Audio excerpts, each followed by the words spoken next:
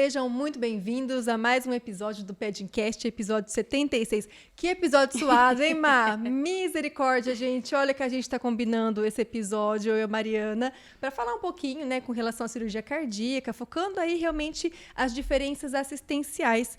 E nada mais, nada menos do que uma enfermeira que trabalha há tanto tempo, né, focado aí nesse pós-operatório de cirurgia cardíaca. E a nossa convidada, Mariana Escanavez Carvalho Dávila. Mega prazer. Tive a oportunidade de trabalhar com ela em alguns momentos lá no Hospital Universitário, mas ela é formada há 6 anos pela Faculdade Centro Universitário Filadélfia, de Londrina, que é a Unifil. Tem pós-graduação em Urgência e Emergência pela ESAP.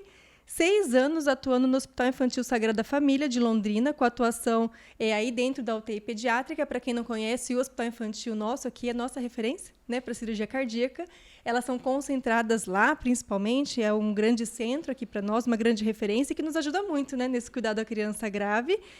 1 ano e meio ela trabalhou com a gente dentro do Hospital Universitário, dupla jornada, né? Foi. Saía de um e ia para o outro, essa loucura que a gente sabe bem como que é. Parou um pouquinho, ficou 2 anos fora, no qual país mesmo? Fiquei em Portugal e na Bélgica. Portugal e Bélgica, depois voltou para as raízes, né? Foi. Para o Hospital Infantil, né? Foi.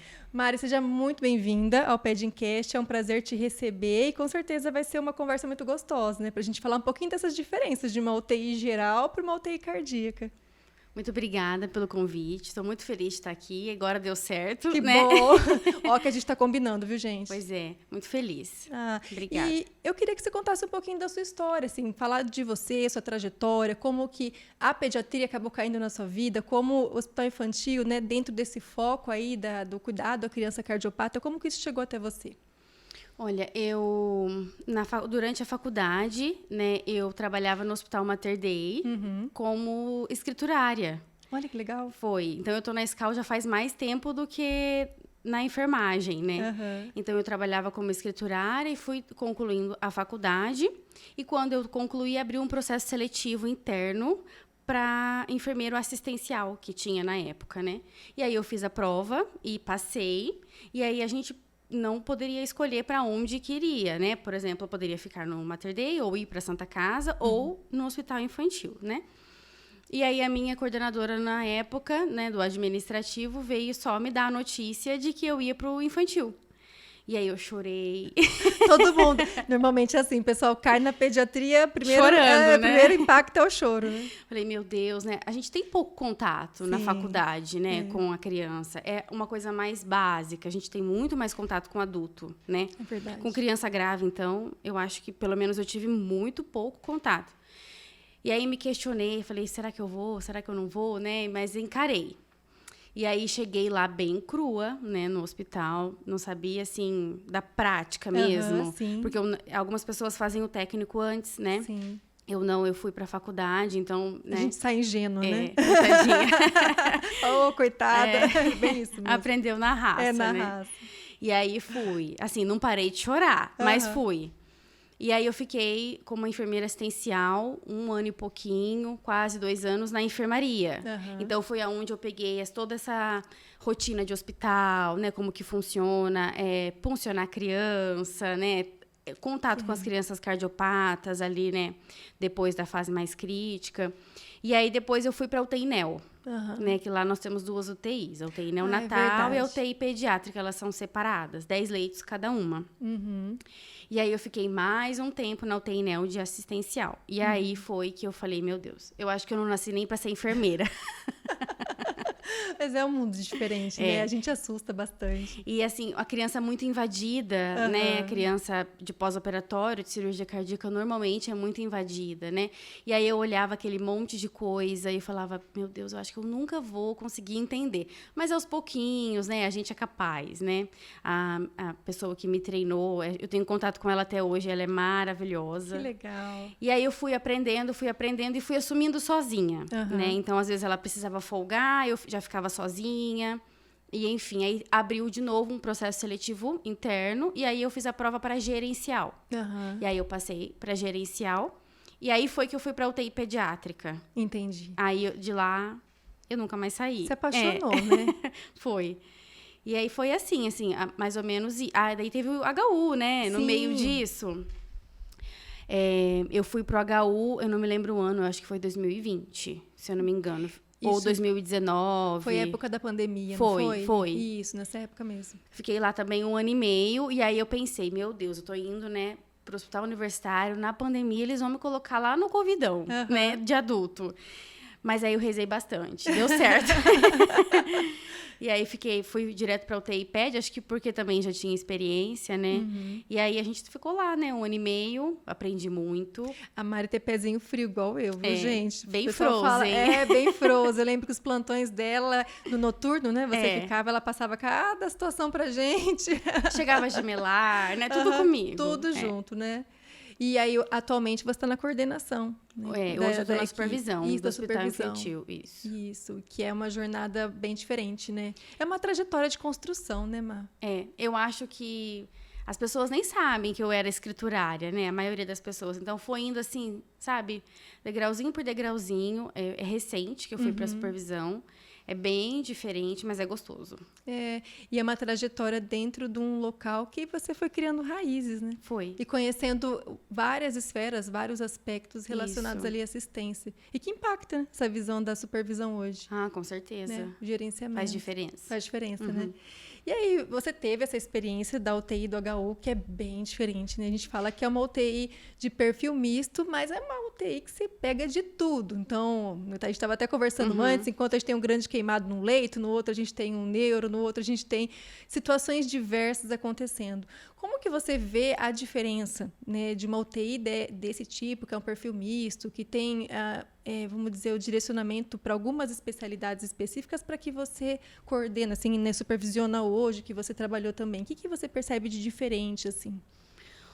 Olha, é muita diferença, mas ao mesmo tempo nem tanto, sabe? Quando você se insere mesmo lá no dia a dia, você percebe assim que a atenção, né, que você tem que ter com a criança em pós-operatório de cirurgia cardíaca, ela é redobrada, mas ela teria que ser redobrada para todo mundo, né? Então, assim, eu falo que as crianças são mais delicadas, né? Elas não costumam dar muitos sinais. Sabe aqueles sinais que a gente vê? Muito sutil, exatamente. Né? De uma criança grave, né, com outro tipo de patologia, elas vão te falando, né? Olha, ou eu vou infectar, ou eu vou sangrar, alguma coisa vai acontecer, vai né? Direcionando. Normalmente, eu percebo que as crianças cardíacas, né, de pós-operatório, elas tendem a não ser muito amigas, né, da antecedência. Elas vão falar, elas simplesmente acontecem. Não avisam muito que vão sangrar, né? Por exemplo, num POI. Então, assim, e se avisam, é muito sutil. Muito delicado. É um olhar mais delicado, né? Então, por exemplo, existem diferenças mais gerais e outras mais específicas, né? Alguns pós-operatórios, por exemplo, a posição da criança, né? Às vezes tem que ser mais sentado, às vezes com os membros inferiores bem elevados, para aquela cirurgia, né? Então, assim, é bem diferente. A gente não consegue mudar o decúbito num POI totalmente, né? Por conta da anastomose da região retroesternal. Então, você vai só descomprimindo. Tem criança que nem isso tolera, né? Em relação, por exemplo, à fisioterapia, né? Eles, no pós-operatório mesmo, no POI, eles não fazem, né? As compressões, né? As manobras torácicas normais, né? Com mais cautela, é mais para aspirar, né? É claro que tem as exceções. Sim. Mas é tudo muito minucioso, muito delicado, né? Muito sutil, exatamente, né? Ao mesmo tempo. E aí, pensando, por exemplo, como que é o fluxo de chegada dessas crianças lá? Vocês acabam realmente concentrando, acabou sendo a nossa referência para Londrina e região, para atendimento de cardiopatias complexas. Qual que é o tipo de cirurgia que vocês normalmente fazem? Como que é esse direcionamento? Na UTI neonatal é diferente do fluxo do que da UTI pediátrica. Na UTI neo, essas crianças normalmente elas vêm de bem longe, porque nasceram mal, né? E aí já vem com... Às vezes vem para confirmar diagnóstico, né, de cardiopatia, mas muitas vezes já vem com o diagnóstico consolidado. Aí chega no hospital, a gente repete o exame e às vezes descobre ainda mais malformações, né, congênitas. Mas na UTI neo, elas vêm então de longe, normalmente vêm de transporte aéreo, né, para ser mais rápido. Essa família chega depois, né? Porque só vem a criança, a mãe não vem junto na aeronave. Que dó, né? E que às vezes nem sabe que tem cardiopatia. Muitas vezes não foi diagnosticado na gestação, né? A gente vê também uma diferença muito grande do enfrentamento do diagnóstico na gestação e do diagnóstico quando nasce, né? Um susto, né? Sim. Então, essas crianças da UTI NEO são assim, elas vêm por... Acaba sendo essa referência exatamente, de longe. De longe. E na UTI pediátrica são as cirurgias eletivas. Então, existe um ambulatório de cirurgia cardiopediátrica, né? Toda sexta-feira, que nesse dia não acontece cirurgia. E aí, é feito o acompanhamento das crianças que já operaram e das crianças que vão operar, né? Então, tem uma fila com prioridade, e aí eles vão agendando e marcando a cirurgia das crianças pediátricas, né? Aí elas internam na enfermaria até o dia da cirurgia, né? Às vezes é o dia seguinte, ou às vezes tem que regularizar algum exame, né? Ou repetir algum exame, e aí depois vai para UTI pediátrica. 100% SUS? Não, né? Não. Aí, é filantrópico. Filantrópico, né? Isso é verdade, filantrópico. Mas, enfim, pega... A grande maioria. A grande maioria, né? Como que você percebe a chegada delas ali? Elas já chegam... Tem uma internação prévia para preparo para a cirurgia? Ou elas já chegam na UTI no pós-operatório? Porque, por exemplo, tem situações que a gente pega as crianças e elas são admitidas para nós, a gente prepara elas para a cirurgia, elas vão para a cirurgia... E a gente recebe no pós-operatório. Lá tem algo semelhante assim ou não? As crianças elas chegam no pós-operatório para vocês? Na UTI a gente não prepara.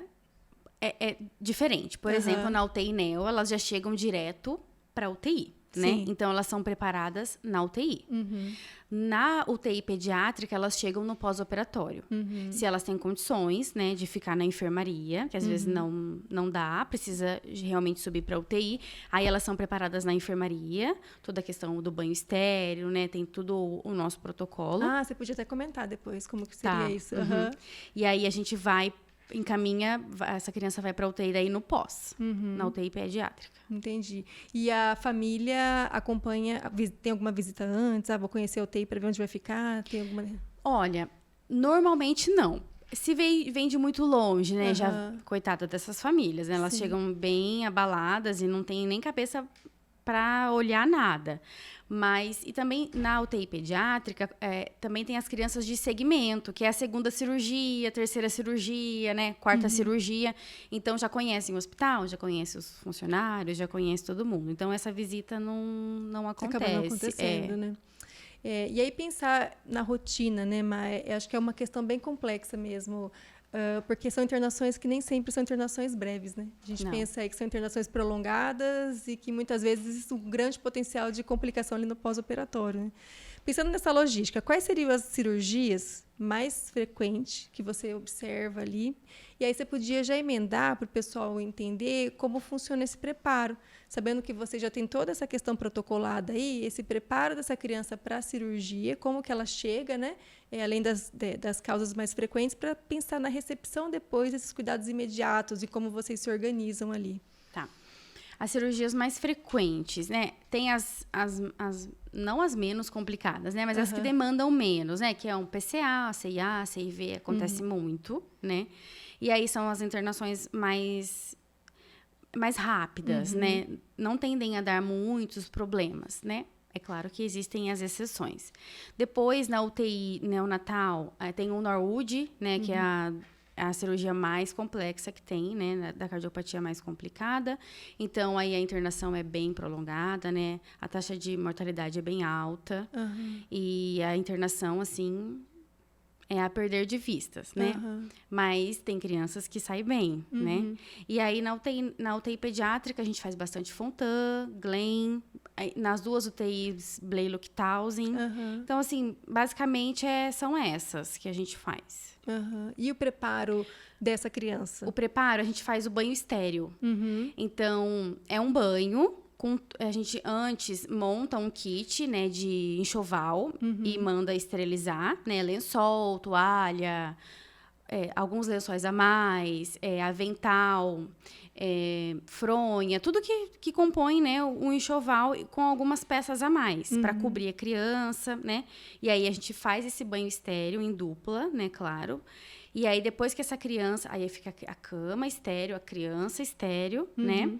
E aí qualquer manipulação que a gente vai fazer depois disso é estéril, Entendi. né? E a gente deixa para fazer, por exemplo, normalmente as cirurgias são às 8 da manhã. Tá. Então, esse banho acontece às 6 horas, que é bem tá. pertinho. Bem pertinho do horário. Para manipular pouco, né? Para não ter Certo. tanta contaminação ali.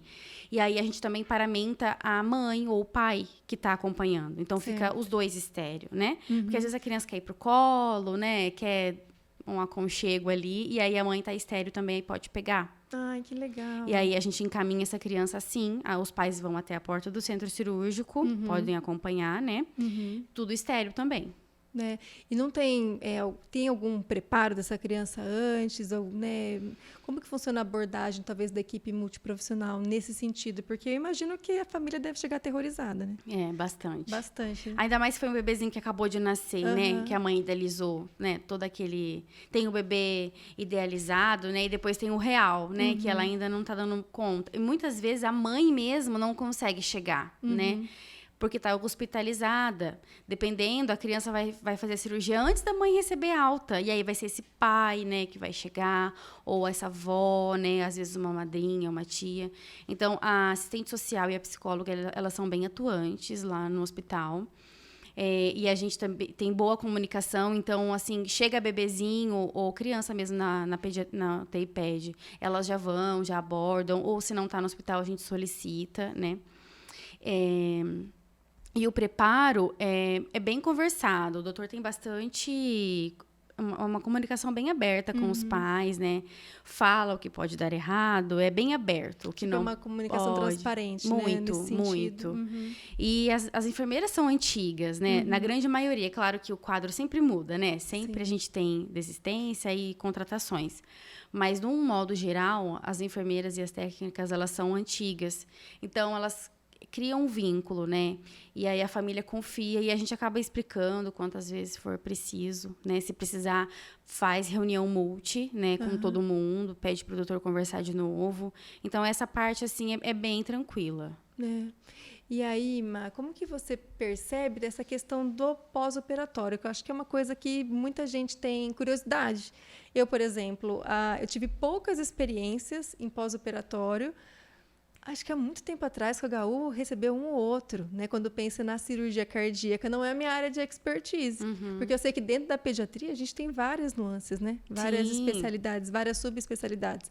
Essa é uma situação específica que eu não tenho tanta vivência prática. Eu tive a oportunidade de conhecer o Hospital Pequeno Príncipe, em Curitiba.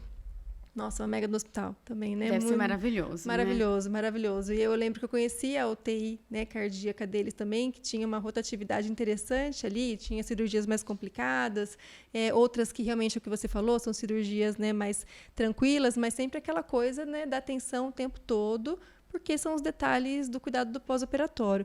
Como que vocês se organizam? Né, sabendo que eventualmente pode ser uma cirurgia complexa, que vai demandar muito ali do ato cirúrgico, né, a circulação extracorpórea, como que é a previsibilidade da equipe? Olha, eu vou receber tal criança. Como que isso se dá de forma organizativa ali nessa parte assistencial? É muito complexo, porque a gente tem o dimensionamento, né? A gente tem que pensar na UTI como um todo, né? Eu não tenho só crianças cardíacas, né, dentro da UTI.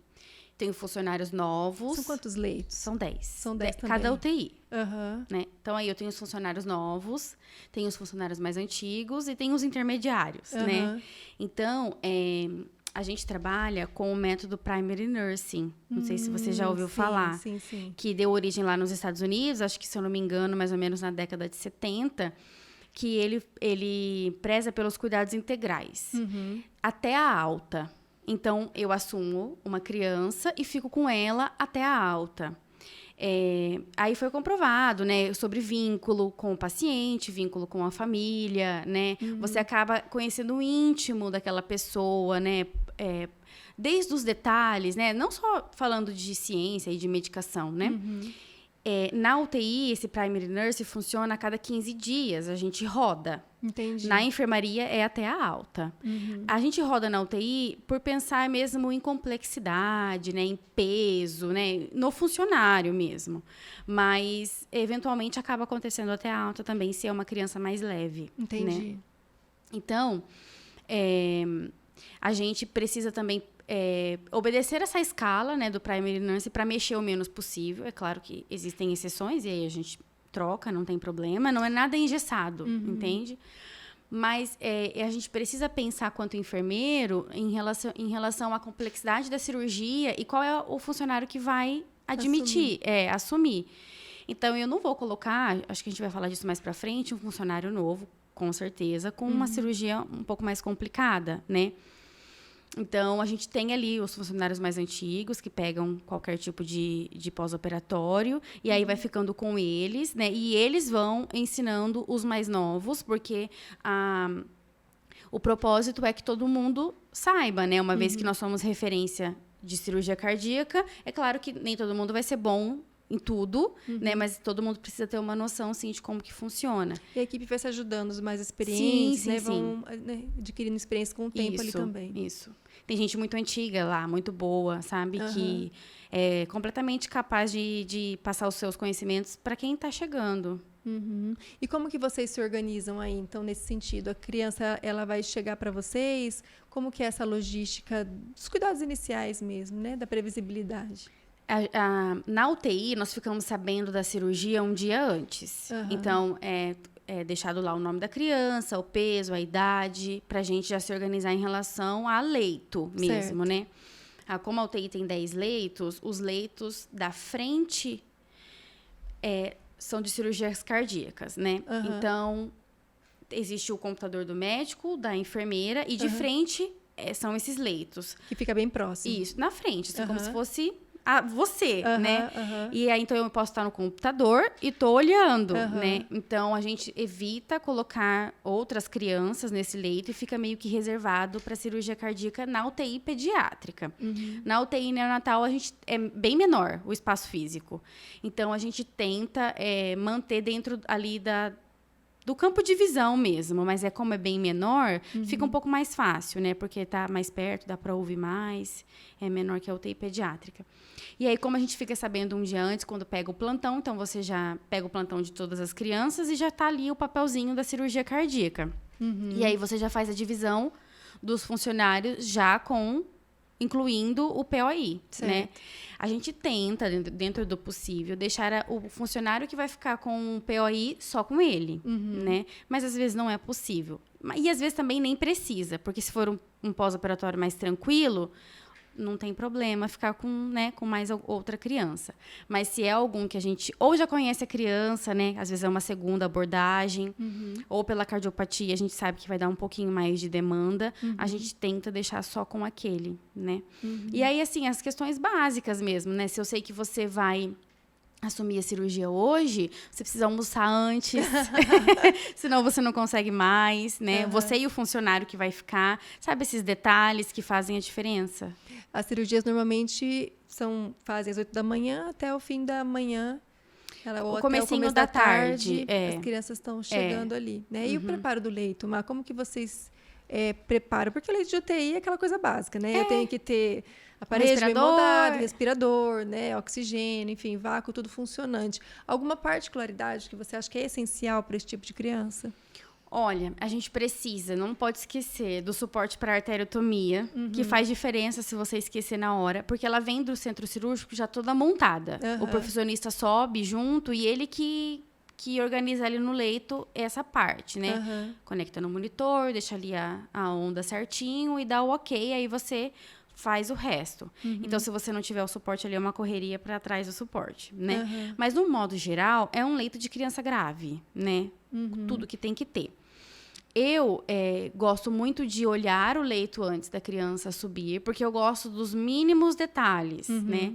Então, eu não gosto que falte nada que eu possa precisar. Eu prefiro que sobre, depois eu tiro, né? Por exemplo, uma fita de HGT faz diferença se ela não estiver lá na hora, né? É muita gente ali naquele momento de admissão, passando e pegando plantão. Se você precisar ficar pedindo, atrapalha, né? Então, é mais esses detalhes, assim, que a gente vai ficando meio chato conforme o tempo, né?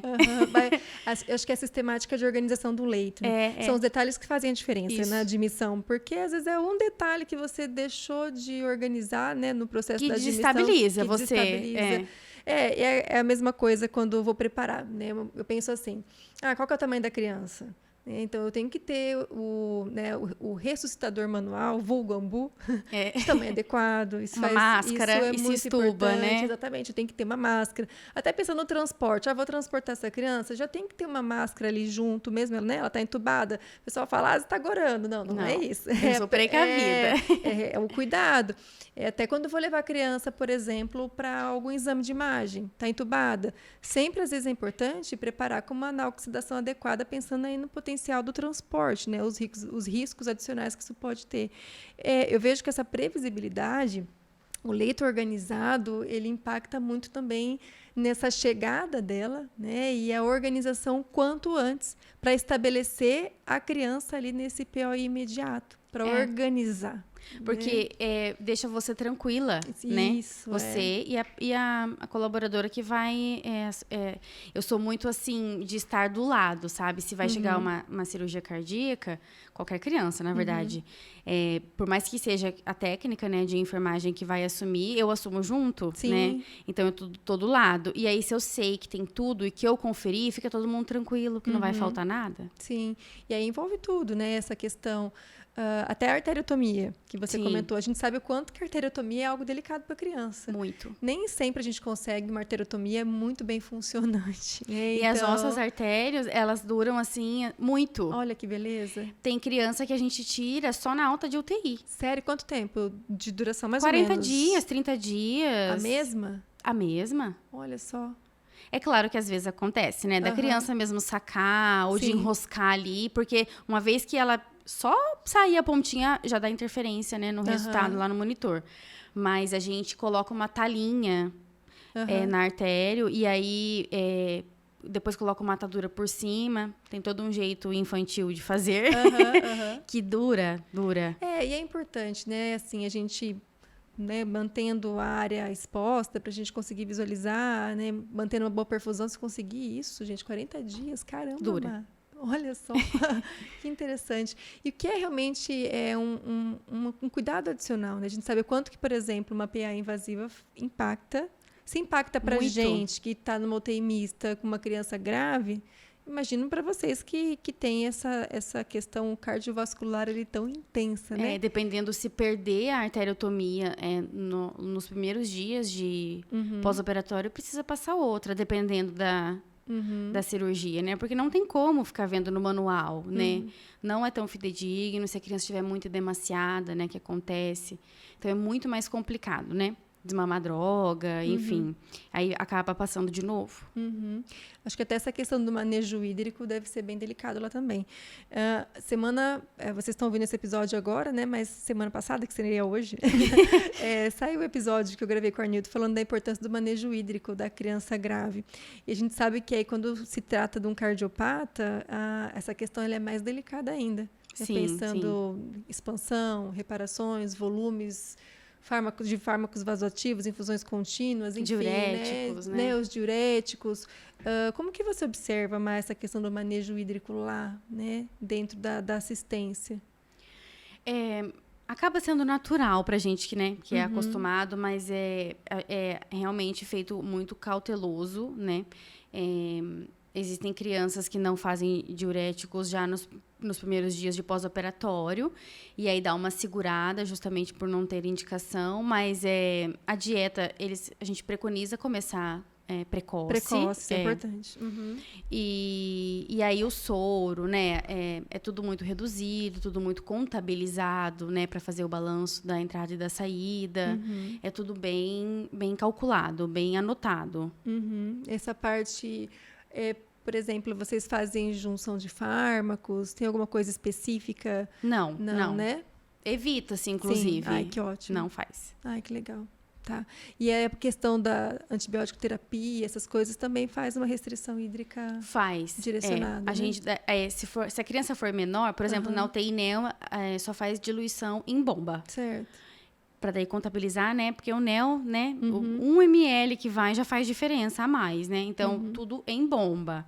Usa muito pouco bureta, né? Lá na UTI pediátrica usa um pouco mais, mas se for bebê e se tiver muita restrição hídrica, porque tem aqueles que têm a restrição hídrica habitual, né? Tem aqueles que têm ainda mais. Aí também a gente contabiliza na bomba para fazer certinho. Né? Como que funciona, pensando nas escalas assistenciais, né, dimensionamento, enfim, como que vocês se organizam nesse sentido? Porque aí chegou a criança, um funcionário, né, idealmente, exclusivamente ali para assistência, o enfermeiro acaba eventualmente também assumindo junto. Como que é essa dinâmica ali ao longo dos dias? Não, a gente não tem escala de POI, né? Já para respeitar o primary nurse e pensando que todo mundo precisa aprender, né? Os funcionários novos, eles vão primeiro ser familiarizados com a UTI, com outros pacientes, certo, né? Dificilmente a gente vai colocar num pós-operatório, assim, quase nunca. E aí eles vão precisar ter destreza mesmo, né? Com os sons da UTI, né? Com as técnicas mesmo, né? De aspiração, curativo, mudança de decúbito, o próprio banho, né? Quando a gente percebe que esse funcionário está bem habituado, a gente também precisa avaliar a questão psicológica dele, né? Porque para admitir uma criança de pós-operatório de cirurgia cardíaca é uma pressão, né? Natural, né? A UTI já tem essa pressão. É uma pressão, o pessoal entra em desespero. Exatamente. E de cirurgia cardíaca, acho que dá uma dobrada nessa pressão, porque é muita gente, né? Só para contextualizar. Quando sobe uma criança, sobe o profissionista, o cirurgião cardíaco, 1 ou 2. Sobe a enfermeira, uma técnica ou 2 enfermeiras. O anestesista, já falei? Não. Acho que já. Não? O anestesista. Então, do centro cirúrgico, já deu 6.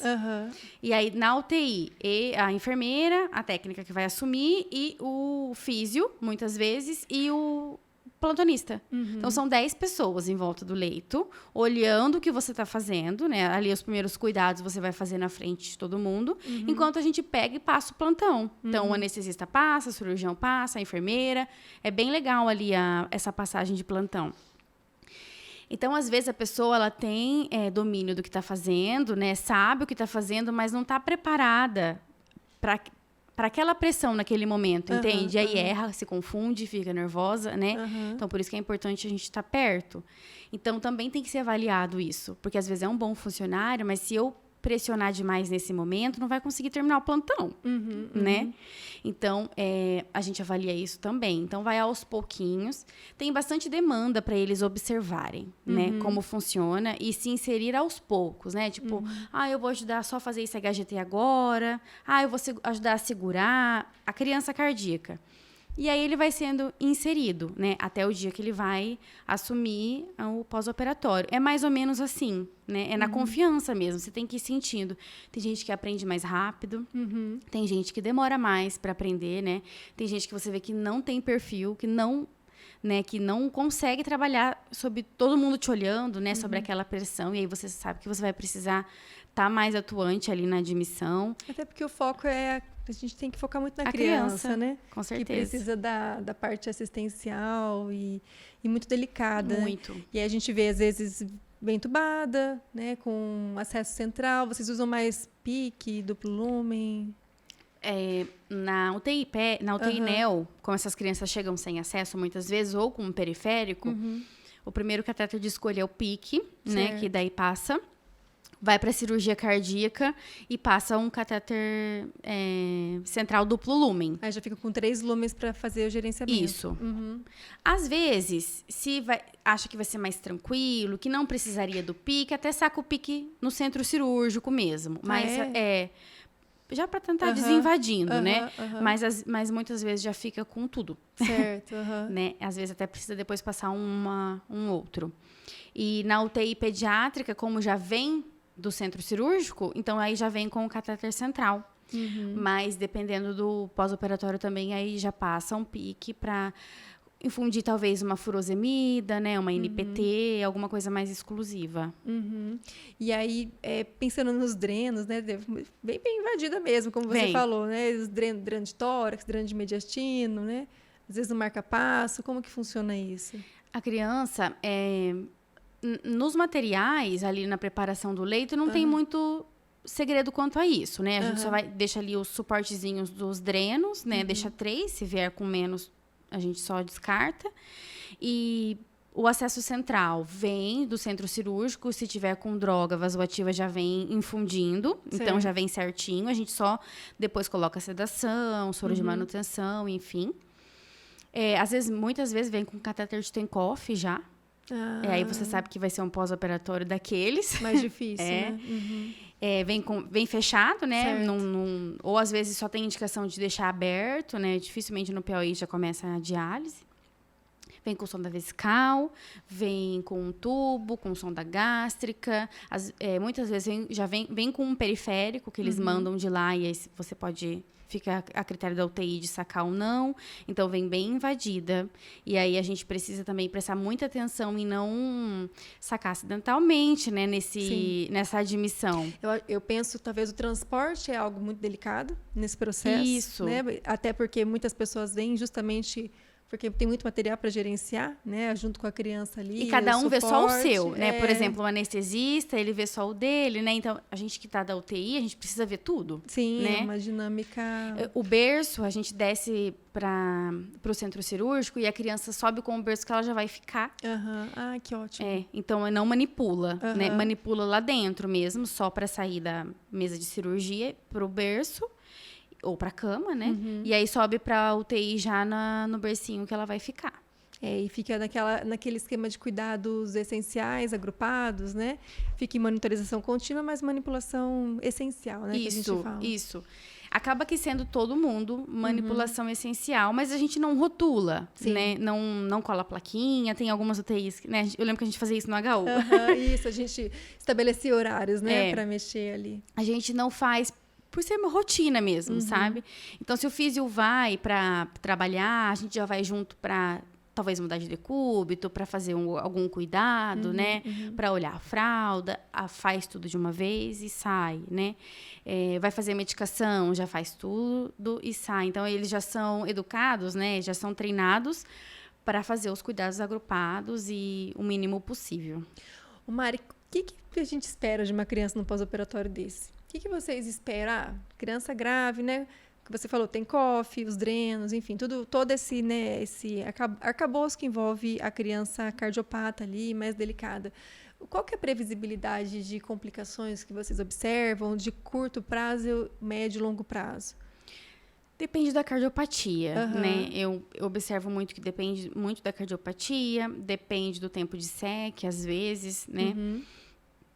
Acho que tem até uma pergunta sobre isso, mas a criança, dependendo da cardiopatia, a gente já tem uma noção de como vai ser, né? Pelo tempo que ela ficou de cirurgia, usou circulação extracorpórea por muito tempo, isso imagino que repercuta bastante ali no POI, né? Pensando nas complicações, ou até mesmo aquele cuidado com os drenos. Então, por exemplo, o risco de tamponamento, né?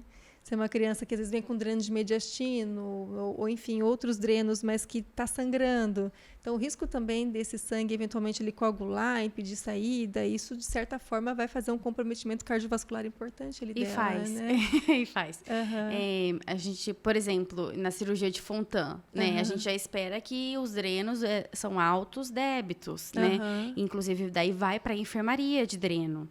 Fica lá mais uns dias de dreno. Então, a gente tem essa noção, assim, do tipo de cirurgia, né? Acontece de sangrar também outras, né? Claro, outras cirurgias, de não conseguir conter dentro da UTI, ter que reabordar, voltar para o centro cirúrgico para ver o que está acontecendo. Às vezes acontece tamponamento mesmo. Pela minha experiência, eu já vi mais na UTI neo, tamponamento, de ter que fazer aquela punção de Marfan, se eu não me engano. É bem comum. Muitas cirurgias, a gente preconiza a extubação precoce, já no POI, né? Então, aí, né, as CIA, CIV, PCA, né? Já estuba nas primeiras horas que começa a acordar, sabe? Começa a acordar do plano anestésico mesmo. Sim. Aí a gente já avalia para estubar. poder estubar, né? Daí já tá com a mãe ali, né? Às vezes a criança aqui lactente, né? Aí já avalia também a possibilidade da criança mamar. Então, é bem dinâmico. E a família fica o tempo todo? Não ficava. Esse ano, nós demos um passo bem grande, bem importante. Que legal. Que legal. Se arriscaram. Foi. Bem arriscado. Porque a gente sabe que desde 2015, né, é uma lei. Não é que a gente proibia, né?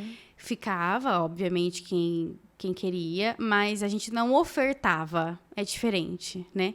E aí, esse ano, nós, dentro das limitações físicas, né? Que a gente tá longe de, né, ser o ideal. Eu lembro que no HU a gente também tinha esse problema, né, de espaço. Eu não sei como vocês estão agora na UTI nova. Ainda melhorou. Ainda tá apertadinho, né? Mas melhorou bastante. Mas eu acho que a estrutura... É complicado. Né? A gente sempre fala que a estrutura física ideal, nem sempre a gente vai ter, não vai ser uma realidade na maioria dos locais, né? E que desde o ECA, né, data aí tanto tempo, que é essa obrigatoriedade aí da mãe estar ali do lado.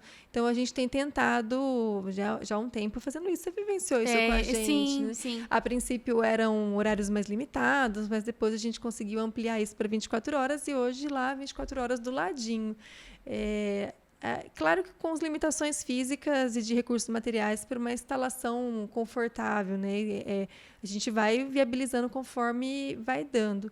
Mas eu imagino que para a criança, mesmo, né, em POI, ali, num estado mais complexo, a família do lado, é um desafio também, né? Muito. Até porque a mãe vê aquilo, imagino que fica angustiada. Então, a gente hoje já conseguimos avançar para a reanimação presenciada, por exemplo. Isso, há uns anos atrás, a gente nunca imaginou que pudesse acontecer. E hoje tem acontecido e tem sido cada vez mais experiências muito boas nesse sentido, né? A gente percebe que as mães, os pais, né, compreendem a situação. Claro que ficam angustiados, mas o processo do luto, nos desfechos ruins... É diferente, né? Diferente. Tem sido diferente. Aí a gente, então... Nós temos alguns horários que eles precisam se ausentar, né?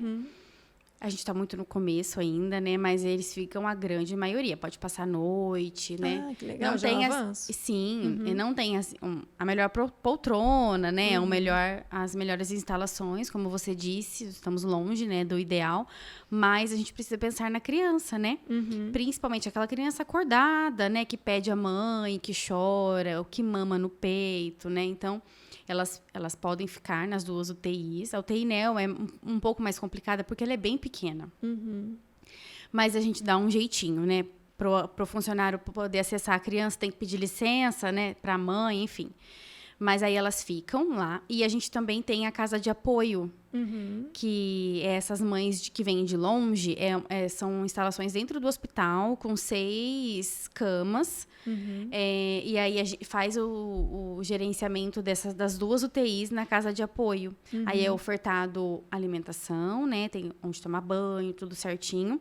Elas fazem as refeições no refeitório mesmo dos funcionários, mas tem uma parte só para elas. E aí elas têm acesso à UTI, né? Elas não vão para casa, né? Elas vão para essa casa de apoio que a gente oferece. Então, eles podem ficar nas UTIs e as mães de mais longe, né, fazer esse uso da casa de apoio. Eu já vi uns vídeos tão bonitos lá do hospital, né, infantil mesmo. Acho muito legal de famílias que estavam recebendo órgãos, né? Doação, vocês fazem transplante cardíaco também. Eu acho que é um ponto que vale a pena comentar, porque é muito incrível isso. Eu lembro de um vídeo que viralizou, acho que de uma criança que recebeu um coração. Acho que foi o Augusto. Ai, Vou falar o nome dele porque ele é bem famoso. E mostrou a imagem, enfim, do coração chegando, a família correndo ali na frente do hospital. E aquilo me marcou bastante, sabe? Porque vocês lidam com uma complexidade muito séria, né? Mexer com o coração da criança.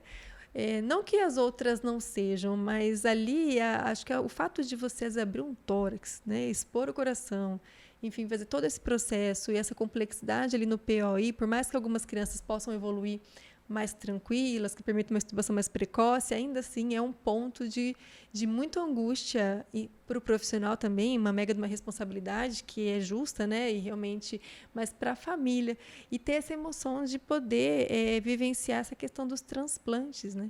Como é bem legal. Isso? É bem emocionante, né? Recentemente que foi o Augusto, né? Hoje ele faz palestra. Ah, é? Ele é bem engajado, a Que mãe dele legal. também. E deu super certo, né? Se eu não me engano, já tá para mais de 6 meses que fez o transplante. E aí, quando vai chegar o órgão no hospital, é muito emocionante. É emocionante, É emocionante, porque a família, tá todo mundo esperando, né? E aí chega, né, e tem o tempo, então é tudo muito rápido, e aí a pessoa passa correndo, e aí normalmente é uma criança que já está hospitalizada faz um tempo, né? Lá com vocês, a gente né? cria esse vínculo, né? A gente torce junto com a família, né, para que o coração chegue logo, né, que dê tudo certo.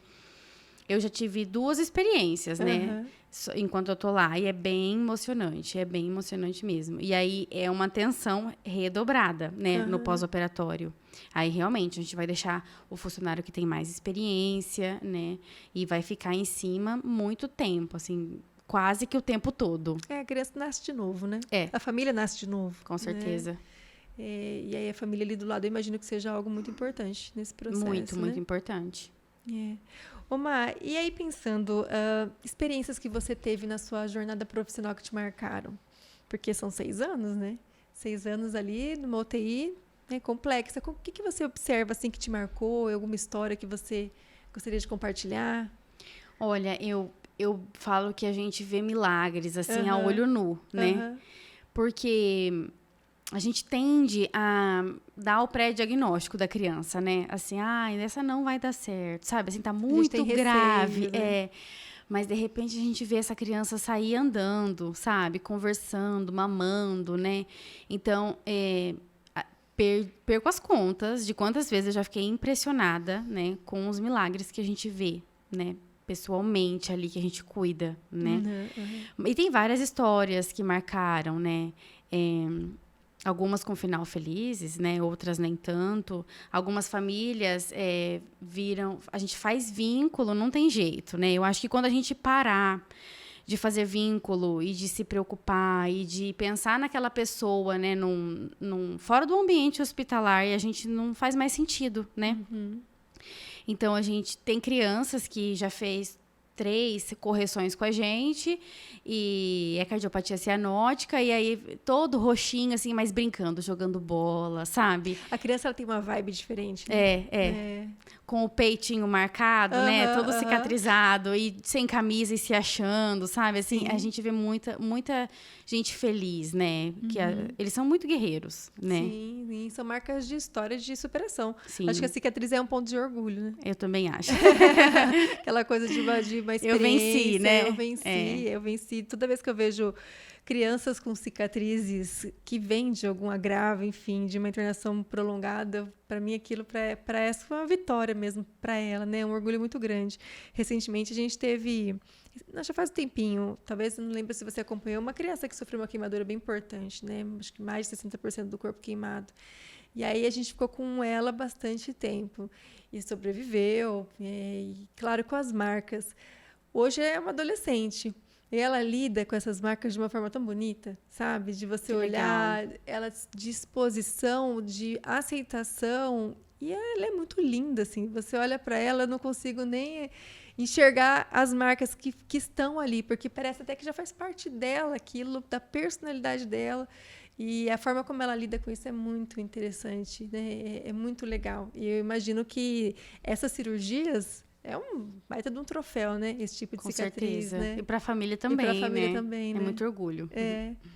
Omar, e os desafios, né? Pensando assim, a longo prazo? Porque tem crianças que você falou, a rotatividade acaba sendo um pouco maior e aquelas que ficam mais. Aí vem os desafios de você conseguir controlar o que o ambiente, de qualquer ambiente de TI, acaba tendo ali com a criança. Por exemplo, as infecções hospitalares, né? Algo que você observa ali também? É uma criança que tem mais predisposição na sua observação? Aquelas crianças com internação mais prolongadas, né?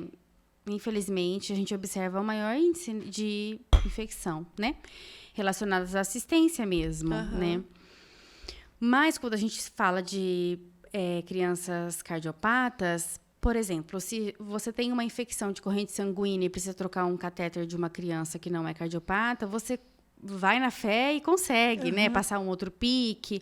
Mas dos cardiopatas é muito mais complicado, né? a rede venosa já é comprometida. E com a internação prolongada, isso se piora, né? Então, assim, a gente precisa ter bastante destreza e, às vezes, até sorte, né? Para conseguir um outro catéter. Às vezes, não dá para passar pique, né? Muitas vezes, não tem indicação. Já vai mesmo para o catéter central, o duplo lumen.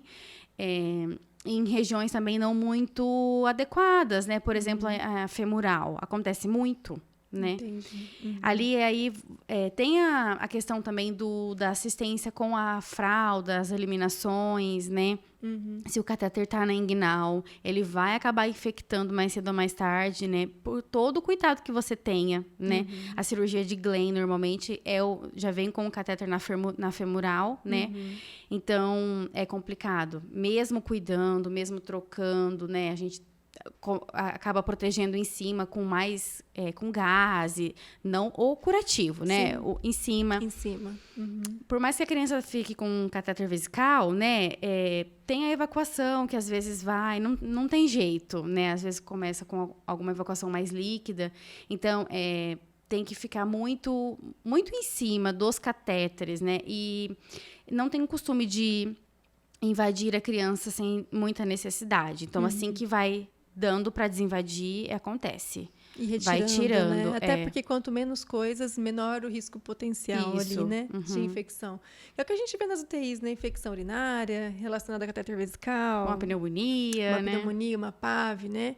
A infecção de catéter, que é um desafio, não é exclusivo mundial, de nenhuma né? UTI, é uma coisa de todas. E é o que você falou, é um desafio mundial, acaba realmente sendo bem complexo. E são crianças que, de certa forma, são imunocomprometidas, né? Principalmente aí no caso do transplantado, mais ainda. Né? Muito são crianças mais. Que fizeram ali para começar a nascer de novo, literalmente, né? Tem questões de imunidade aí.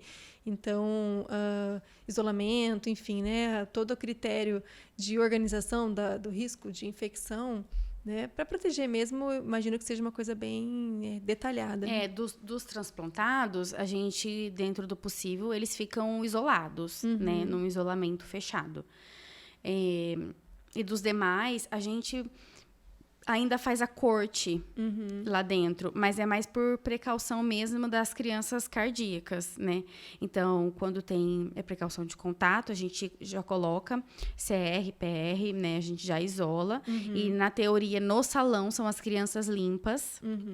Tem a rotina de coleta de SUAB, né?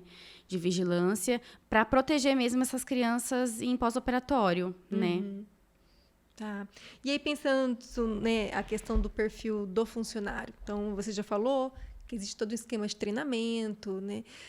A longo prazo ali, você consegue manter funcionários fixos no setor? Ou é um desafio também de vocês, Consegue. de rotatividade, né? Porque é um problema, vamos dizer, a taxa de absenteísmo, rotatividade é uma realidade dentro dos hospitais por sobrecarga, enfim, às vezes dupla jornada, duplo vínculo. E isso impacta também, né, na questão do treinamento, Muito. enfim. Vocês conseguem manter isso? Como que funciona?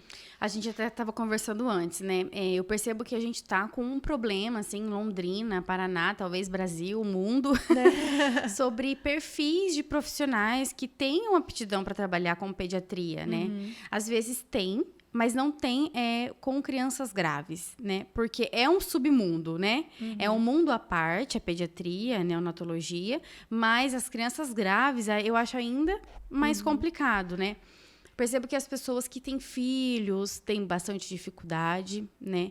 Não generalizando, claro, mas eu percebo que quando não tem muita aptidão e tem filho pequeno, se interna algum filho com a idade ou parecido. Eu me vejo nisso. Tem gente que trava, né? Sim, então, a gente precisa também levar em consideração isso. Por isso que eu acho mais fácil hoje em dia profissionais que tenham aptidão para enfermaria, né? Porque são crianças mais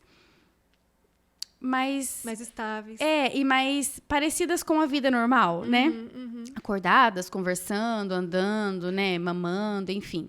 Então, mas, num modo geral, as nossas UTIs, elas têm um grupo de funcionários bem antigos, como eu já falei, bem experientes, e que não saem, graças a Deus, né? Isso é bom, né? Pensando na... É sempre bom ter a mesclagem, né? A gente ter o funcionário antigo passando para o funcionário novo, mas o que eu digo que é legal é não ter a rotatividade com frequência. Então, você consegue, de certa forma, manter uma coesão da equipe, e aí a gente sabe que a sincronia assistencial ela é muito mais assertiva, né? Muito, a gente se entende pelo olhar, né? Sim, a comunicação, enfim, as rotinas, né, que impactam bastante ali. Eu acho que é sempre importante, né? Quanto mais a gente conseguir manter uma equipe mais fixa, claro que, de certa forma, os treinamentos recorrentes, né, os treinamentos, eles acabam sendo mais efetivos, porque é a mesma equipe. É que nem você treinar uma prevenção de infecção de corrente sanguínea.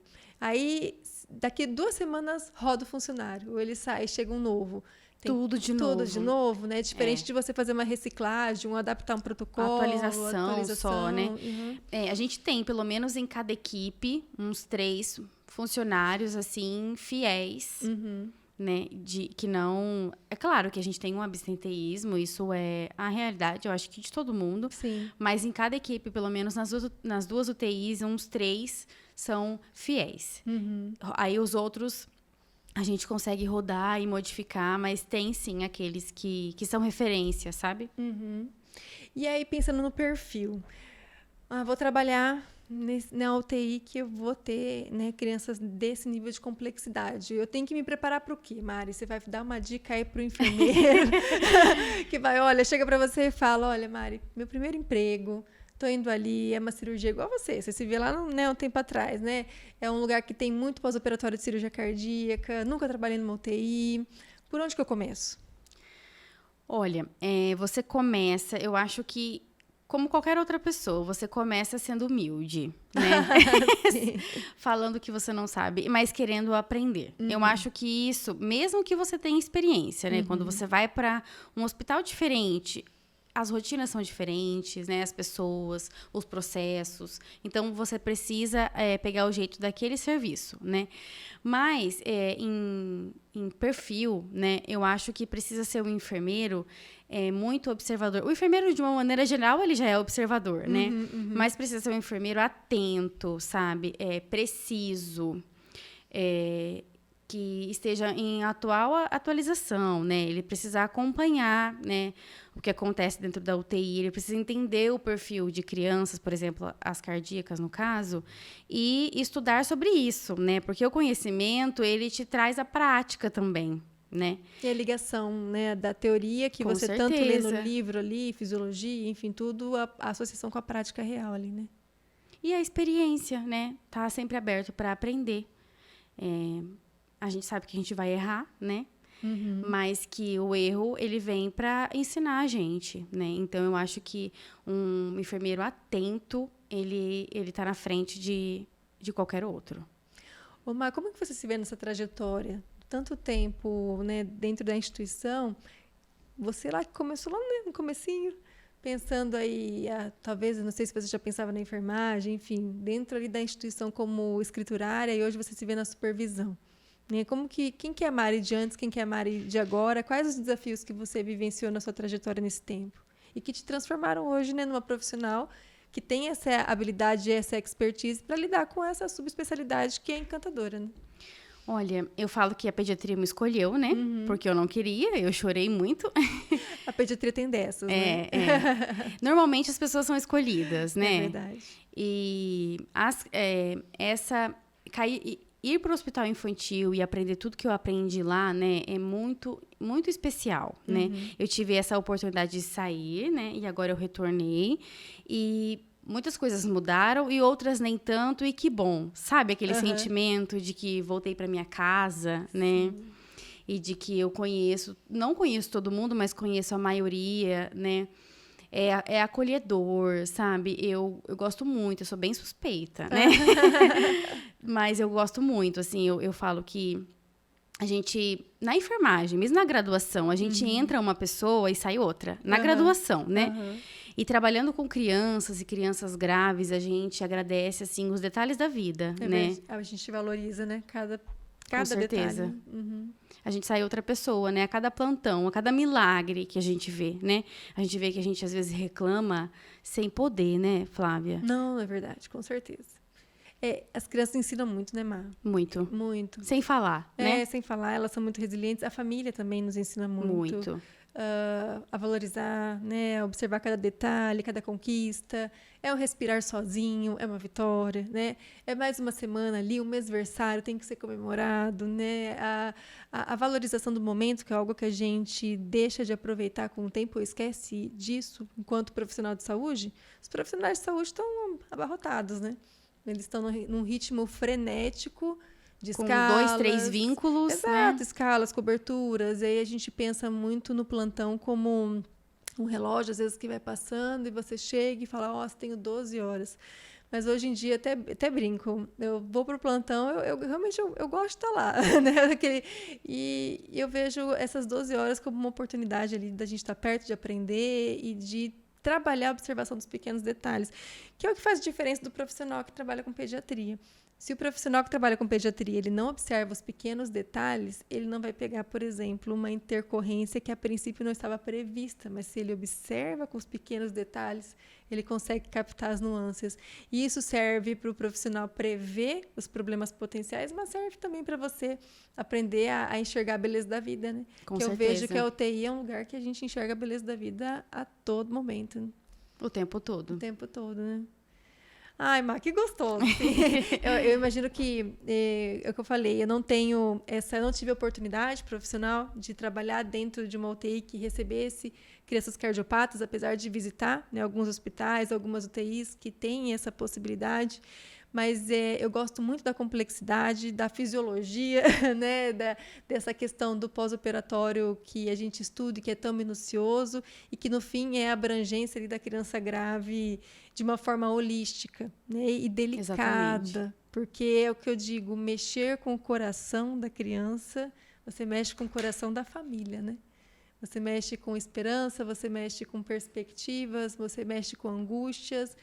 É aquele único filho, né? E mesmo que não fosse, é aquela criança que está lá cheia de expectativas, é um transplante que nasceu de novo. Então, é uma vivência que, se Deus quiser, quem sabe um dia ainda eu possa presenciar, sabe? A gente estava até combinando de fazer umas visitinhas, né? Conhecer um pouquinho mais de perto essa realidade de vocês, porque é uma realidade de grande aprendizado. A gente fala não só aprendizado técnico, né? Mas também aprendizado humano, que é esse olhar detalhado. E é o detalhado não só da criança bonitinha, né? Que elas sempre são. Mas é a questão desse olhar clínico que dá uma diferença ali na assistência direta. O enfermeiro que ele tem esse olhar e ele dá essa segurança para a equipe, eu imagino que a recepção desse pós-operatório é algo muito mais seguro e assertivo e rápido. E aquela coisa que você acha que seria uma hora ali para estabilizar, de repente a criança chega, sei lá, 20 minutos aí, a coisa está pronta, está redondinha, monitorizada, pronta ali na sua frente no computador, você conseguindo controlar todos os sistemas dela, porque a gente mexe com o coração, mas sabe que não é só ali que a gente está mexendo, né? Estamos mexendo com a parte renal, né? Gastrointestinal, pulmonar, porque, enfim, a gente... As medicações, né? Que é um manejo muito delicado, né? Essa questão das medicações, que é um desafio, né? Muito, muito. Um desafio, essa polifarmacologia. A gente fala, às vezes, o meu recorde foram 12 bombas. Já tive 12 bombas. 12 bombas de infusão. Dá até vontade de tirar uma foto das bombas. Nossa, 12 bombas de infusão em uma criança. Você vê a criança ali, acaba sendo um detalhe numa cena que... Caótica, né? Mas eu falo que é um caos organizado. Muito organizado. A gente se entende? A gente se entende naquele caos, né? Muitas linhas de infusão. E a importância da abordagem multiprofissional, né? Porque, sim, com certeza. Aí a gente, claro, vai ter todo o cuidado assistencial no beira-leito, mas a gente tem que ter o apoio, né? A equipe médica e fisioterapia, que são praticamente membros da família toda ali, que é aquela família mais da mesma casa, mas farmacêutico, assistente social, psicólogo, que são pessoas que fazem muita diferença. E quando a gente não tem próximo, assim, a gente percebe o quanto que isso faz falta, né? A gente tem o costume de achar que a gente consegue ser a psicóloga da família, né? Mas trabalhando ali na lida mesmo, a gente vê que a gente só vai até um certo ponto. A gente não tem técnica de nada, né? E eu falo que eu não vivo sem psicologia, meu Deus, né? Não dá, gente. A gente não dá conta, né? A gente fala, não dá conta das nossas vidas, às vezes, né? Exatamente. Imagina do outro, né? Não, a gente precisa. É claro que tem que exercer empatia, mas temos que ter a ajuda do profissional para isso também no contexto, né? Assim como o farmacêutico também. Eu Sim, falo, muito importante. Esse gerenciamento aí de polifármacos é muito sério. O que vai entrar com o quê? O que vai associar? Como que a gente consegue, né, trabalhar toda essa logística ali enfim, dos fármacos e assistência medicamentosa, que é bem complexa, né? Bem complexa. Né? Mas quer deixar algum recado? Ai, não. Eu quero agradecer, falar que foi muito bom, né? Foi esse bate-papo, eu tava com vergonha, mas deu certo. E admiro muito você, seu trabalho, você sabe, né? É recíproco, é recíproco. Obrigada. Não, eu que agradeço. Gente, ó, a Má, realmente tive a oportunidade, trabalhamos, né, juntas ali no HU. Muito gostoso. Não conheço a Má no hospital infantil, mas quem sabe vou lá conhecer né? Ela lá e quem sabe ter essa experiência, que é um hospital que tão pertinho da gente, né? Com tanto potencial de ensino. Eu falo que quem passa ali na frente, né? Não imagina o que a gente faz lá dentro, Sim. né? É grandioso as coisas que acontecem lá dentro, né? A complexidade que a gente lida ali todos os dias é muito, muito... muito diferente, né, dos outros hospitais. Isso mesmo. E assim, esse é um passo inicial para uma conversa mais ampla, né? Então o grande foco realmente é falar dessas questões, dessas diferenças, do que esperar, a questão do recurso humano preparado para isso, que é um processo difícil, né? Mas que a gente consiga aí ter outras abordagens, mais pormenorizações, né? Pensando na complexidade que realmente é a abordagem das cardiopatias congênitas, que, né, enfim, que elevam mesmo essa compreensão do profissional, né? Essa questão dessa habilidade técnica, teórica e científica para conseguir conduzir bem, para que essa criança saia o quanto antes ali da UTI e vá para casa dela e tenha vida normal. Né? Acho que esse é o nosso grande foco. Esse é o foco. Quando a gente pensa no atendimento da criança grave, o foco é ela ali, para que ela saia o quanto antes bem. Para isso, gente, é uma mega responsabilidade, né? É uma especialidade de uma mega responsabilidade. Má, muito obrigada. Pessoal, curte o episódio, compartilha, conheça a nossa comunidade, né? Cada vez mais a gente cresce, 2025 está chegando, né, Má? Isso. Com novidades para vocês, vocês aguardem que vai ter muita coisa aqui ainda. Obrigada. Obrigada.